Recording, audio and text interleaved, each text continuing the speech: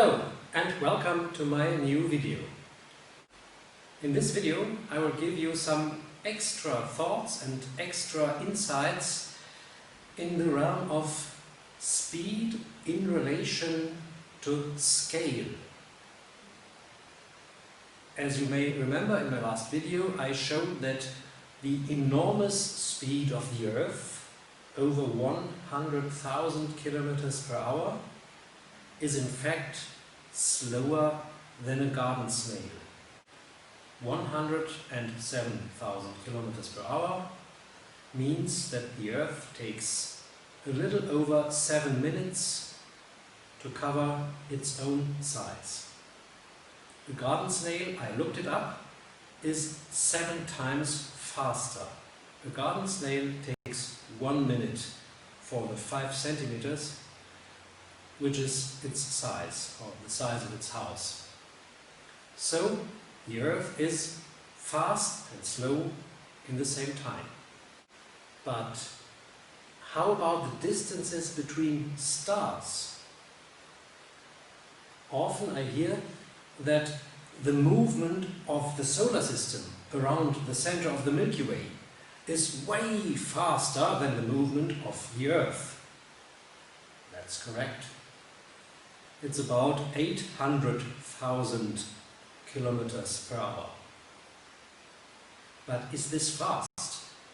In order to show you how fast or how slow this is, I will take you on a journey on board the Enterprise D, my favorite Enterprise, the ship of Jean-Luc Picard, which has a maximum speed of warp 9.6. So I'm going to make an experiment. We are going to take the Enterprise D for a journey to our nearest neighbor, Alpha Centauri, at warp 9.6, and we are going to look how fast the stars will move if we look out of the window. Because as much as I like Star Trek, the buzzing around of the stars during warp flights isn't very realistic. You will see. So, these are the distances to our next neighbors. This is the Sun, Alpha Centauri, 4.34 light years away. Our common neighbor is Barnard's star. From us it's 5.96 light years away. From Alpha Centauri to Barnard's star it's 6.47 light years. Now we travel from the Sun to Alpha Centauri at warp 9.6. How fast is warp 9.6? It's 1909 times the speed of light. So, how long does it take Enterprise to go from the Sun to Alpha Centauri? I calculated it. It's about 19 hours and 45 minutes. Now let's calculate how much Barnard's star will move if we look out the window. Now, these are the angles in our triangle.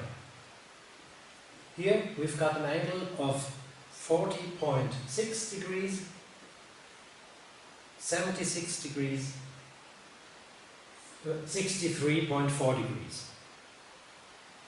Now, if we look out the window, Barnard's star at the start will be 14 degrees in this direction. I fly in this direction, I look out the window, 14 degrees. At arrival, we will have to look back at an angle of 26.6 degrees. So we have 14 degrees 26.6 degrees. So Barnard's star will shift by 40.6 degrees in 19 hours 55 minutes. Now, is this fast? Would we see it? Would we be able to see it? In order to calculate this, we have to compare the movement of Barnard's star to the movement of the moon during the night. The moon takes about 2 minutes to cover its own size. His own size is half a degree. Barnard's star needs 14 minutes 43 seconds to cover the same distance. That's over 7 times longer. Curious. The Earth 7 times slower than a garden snail. The movement of our second next neighbor out of the window at warp 9.6, 7 times slower than the moon on the sky, whose movement we can hardly see if we don't look very, very patiently. So, even at warp speed, the stars would never fly by. The distances are just too big. Here I have summarized what I just said, and I have added for comparison some data for the speed of our solar system, but we'll get to that later. So, warp 9.6. As I said, 1909 times the speed of light. The journey, 4.34 light years, takes us at this speed about 19 hours 55 minutes. Now, the parallax of Barnard's star during this travel will be 40.6 degrees. It would take Barnard's star 14 minutes 43 seconds to cover the half degree of the moon. Now, that would be at warp. So even at warp, Barnard's star is 7 times slower. Now for the solar system. Let's take another starship which is only as fast as the solar system. Now we know the solar system itself, the way around the center of the Milky Way, is much faster than the Earth going around the Sun. We already said that. But 500,000 miles per hour for a journey of 4.34 light years, I hope you brought a good book with you, because the journey would take 5,821 years. So if you started while Jesus was around, it would take you another 3,800 years. That's long. The parallax, of course, is the same, but at this speed, if you look out the window for 5,800 years, Barnard's star would take 71.7 years for one full moon, the distance of one full moon. So, star tails are nonsense, utter nonsense. Even if the solar system was the only system which moved. But it isn't. As I said, the whole Milky Way rotates. Of course, the stars don't rotate at exactly the same speed.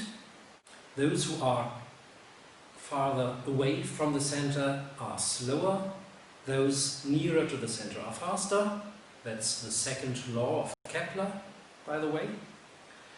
But the stars in our neighborhood have roughly the same speed and direction as the Sun. Not exactly. Barnard's star, for example, has a slightly different speed, so his position changes by one full moon every 180 years. So you have to look very thoroughly as well for this. If all our neighboring stars are moving with roughly the same speed, we will never see any movement at all.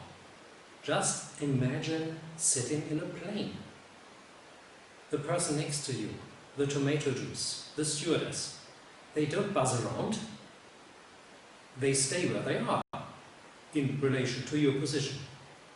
And if you have to go to the bathroom, you don't have to run faster than the plane to regain your seat. No, because the plane is stationary in relation to you. Everything which moves in the same direction at the same speed is stationary for you. Now, how long does it take the Sun and her neighbors to turn around? Shouldn't objects outside of the Milky Way shift according to the stars who are part of the Milky Way? Yes, of course, they should. But how long does it take the Sun? It takes us 240 million years for one revolution. That's long. That's very long. As a geography teacher, I have always to do with these large numbers, so I have thought of a little imagination for my students. If you imagine that 1 millimeter equals 1 year, then I am centimeters old. The oldest human ever lived was Jeanne Calment, a French woman, 12.2 centimeters, 122 years. Jesus was around 2 meters away. That's not so far. And the revolution of the Sun around the center of the Milky Way will be completed in 240 kilometers. That's a long time. In a scale where Jesus is only 2 meters away, 240 kilometers is very, very big. Now you might begin to imagine how much Andromeda, which is outside of our galaxy, should shift in relation to the stars in front of her. I calculated that as well, I'm a nerd, it's 1/3600th of the full moon in your entire lifetime. That is, if you are going to be 92 years old. So, if any flat earther comes to you and says the Earth cannot be spinning around or moving through space because there are no star tails, now you can tell them, of course there aren't. And there wouldn't be, even if Earth traveled at warp 9.6. So long.